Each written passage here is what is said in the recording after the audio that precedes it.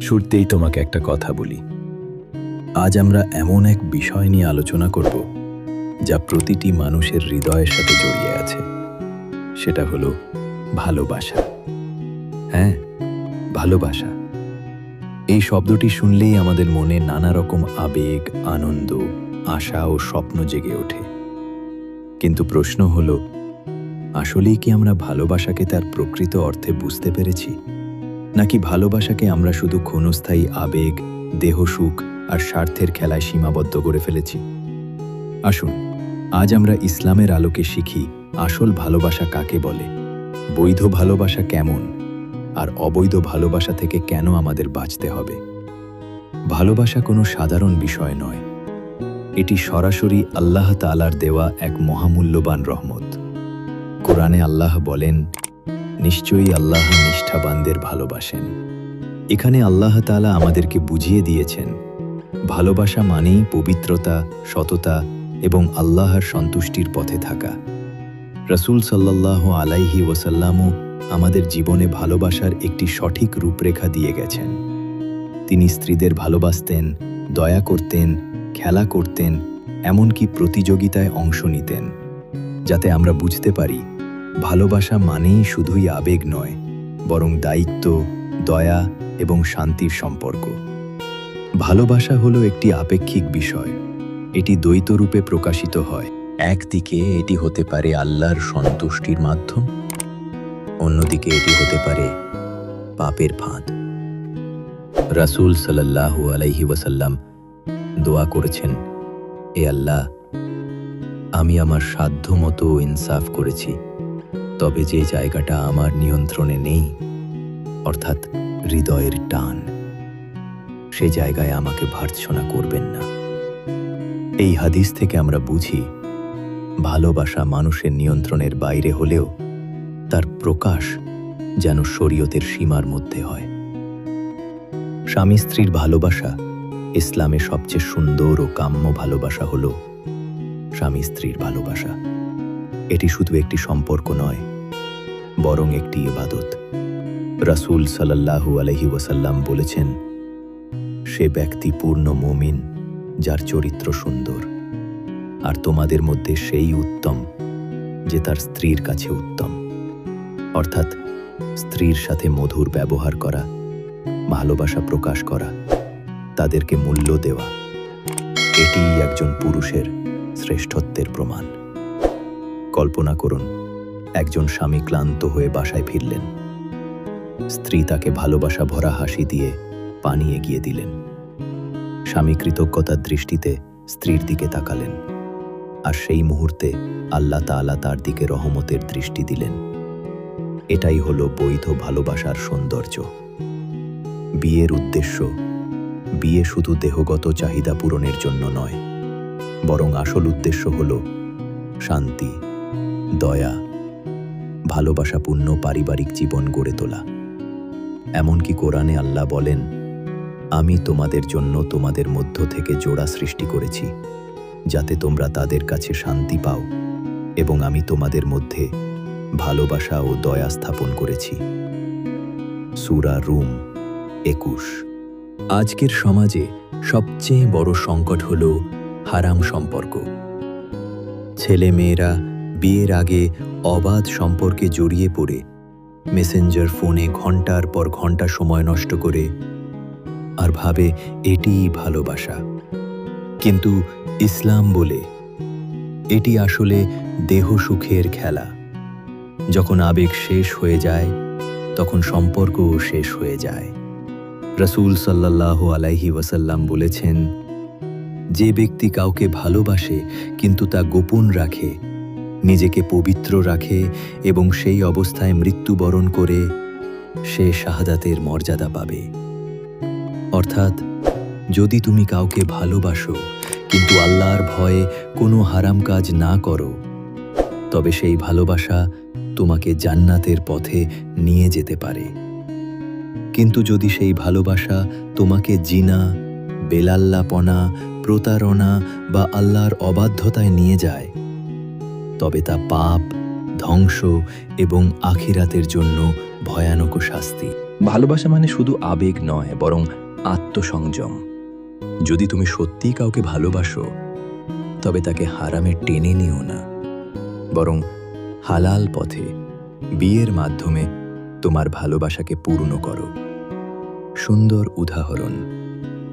একজন যুবক এক তরুণীকে ভালোবাসত, কিন্তু আল্লাহর ভয়ে সে কখনো তাকে স্পর্শ করেনি, কোনো হারাম কাজে ডাকেনি, বরং সে শুধু দোয়া করত, হে আল্লাহ, যদি সে আমার জন্য হালাল হয় তবে তাকে আমার নসিবে লিখে দিন।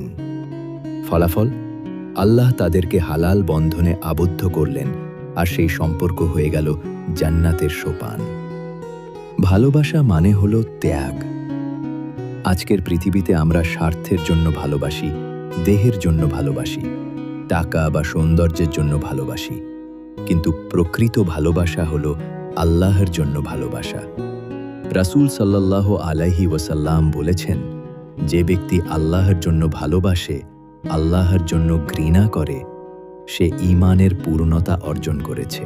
অতএব আসল ভালোবাসা সেই, যেখানে আল্লাহর সন্তুষ্টি রয়েছে। প্রিয় দর্শক, ভালোবাসা আসলে অমূল্য এক দান, কিন্তু সেটা যদি হালালের পথে হয় তবে সেটা জান্নাতের পথে আলো, আর যদি হারামের পথে হয় তবে সেটা ধ্বংসের অন্ধকার। তাই আসুন আজ থেকেই আমরা প্রতিজ্ঞা করি, আমরা ভালোবাসবো কিন্তু শুধু হালালের পথে।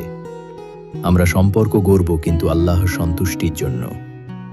আমরা ভালোবাসাকে করব রহমত, পাপ নয়। মনে রাখবেন, যে ভালোবাসা আল্লাহর জন্য, সেই ভালোবাসাই চিরন্তন। ভালোবাসার আরেকটি নাম হলো ত্যাগ। আজকের যুগে মানুষ শুধু গ্রহণ করতে জানে, দিতে জানে না। অথচ প্রকৃত ভালোবাসার সৌন্দর্য লুকিয়ে আছে একে অপরের জন্য ত্যাগ করার মধ্যে। ভাবুন তো, একজন স্বামী সংসারের সব কষ্ট সহ্য করে পরিবারের জন্য উপার্জন করছে। তার হয়তো অনেক স্বপ্ন আছে নিজের জন্য কিছু করার, কিন্তু সে থেমে যায় পরিবারের জন্য। এটাই ত্যাগ। একজন স্ত্রী হয়তো নিজের স্বপ্ন, শখ সবকিছু ত্যাগ করে স্বামীর ঘরকে জান্নাত বানাতে চায়। এটাই ত্যাগ। কোরআনে আল্লাহ বলেন, নিশ্চয়ই আল্লাহ ধৈর্যশীলদের সঙ্গে আছেন।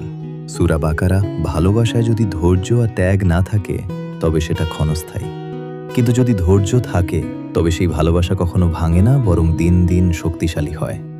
প্রিয় দর্শক, হারাম ভালোবাসার পরিণতি খুব ভয়াবহ। একজন তরুণী একটি ছেলের সাথে প্রেমে জড়িয়ে পড়ল। ছেলেটি প্রথমে মিষ্টি কথা বলল, প্রতিশ্রুতি দিল, এমনকি বিয়ের স্বপ্নও দেখালো।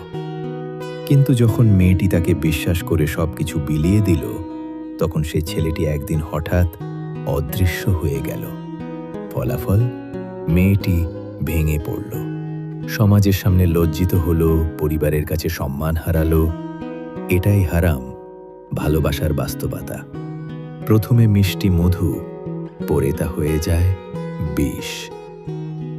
রাসূল সাল্লাল্লাহু আলাইহি ওয়াসাল্লাম বলেছেন, ব্যভিচারের চেয়ে ভয়ানক কোনো পাপ নেই যা আল্লাহ সবচেয়ে ঘৃণা করেন। সহিহ বুখারী। হারাম সম্পর্ক শুরু হয় হালকা আলাপে, বারে লুকোচুরি দেখা সাক্ষাতে, আর শেষ হয় লজ্জা, কান্না আর অনুশোচনায়। আজকের যুগ সমাজ হারাম সম্পর্কের ফাঁদে পড়ে সবচেয়ে বেশি ক্ষতিগ্রস্ত হচ্ছে। তারা ভাবে, এখন প্রেম করি, পরে ঠিক হয়ে যাব। কিন্তু প্রিয় ভাই বোন, মনে রেখো, হারাম সম্পর্ক কখনো তোমাকে শান্তি দিতে পারে না। রাসূল সাল্লাল্লাহু আলাইহি ওয়াসাল্লাম বলেছেন, 3টি জিনিস যে অর্জন করেছে সে ঈমানের স্বাদ পেয়েছে। 1. আল্লাহ ও তার রাসূলকে সবার চেয়ে বেশি ভালোবাসা। 2. কারো সাথে ভালোবাসা করা শুধুই আল্লাহর জন্য। 3. কুফরে ফিরে যাওয়া থেকে ঘৃণা করা, যেমন সে আগুনে নিক্ষিপ্ত হতে ঘৃণা করে। সহিহ বুখারী, মুসলিম। অতএব সত্যিকারের ভালোবাসা মানে আল্লাহর সন্তুষ্টির জন্য সম্পর্ক গড়া, হারামের ফাঁদ থেকে নিজেকে বাঁচানো। ভালোবাসা শুধু স্বামী স্ত্রীর মধ্যেই সীমাবদ্ধ নয়। ভালোবাসা আছে বাবা মায়ের প্রতি, সন্তানের প্রতি, ভাই বোনের প্রতি, প্রতিবেশীর প্রতি। রাসূল সাল্লাল্লাহু আলাইহি ওয়াসাল্লাম বলেছেন, তোমাদের কেউ সত্যিকার মুমিন হতে পারবে না যতক্ষণ না সে নিজের জন্য যা চায় তার ভাইয়ের জন্যও তা চায়। সহিহ বুখারী, মুসলিম। ভালোবাসা মানেই শুধু দম্পতির সম্পর্ক নয়, ভালোবাসা মানেই হলো দয়া, করুণা আর সহযোগিতা। ভালোবাসা আর ঈমান একে অপরের সাথে অঙ্গাঙ্গিভাবে জড়িত। যে ভালোবাসা আল্লাহর পথে, সেটাই ঈমানের পূর্ণতা আনে। রাসূল সাল্লাল্লাহু আলাইহি ওয়াসাল্লাম বলেছেন, তোমরা জান্নাতে প্রবেশ করতে পারবে না যতক্ষণ না ঈমান আনবে, আর তোমরা ঈমানদার হতে পারবে না যতক্ষণ না একে অপরকে ভালোবাসবে। সহিহ মুসলিম। অর্থাৎ প্রকৃত ভালোবাসা ছাড়া ঈমান পূর্ণ হয় না। প্রিয় দর্শক, সত্যিকারের ভালোবাসা হলো সেই যা তোমাকে আল্লাহর কাছে পৌঁছে দেয়।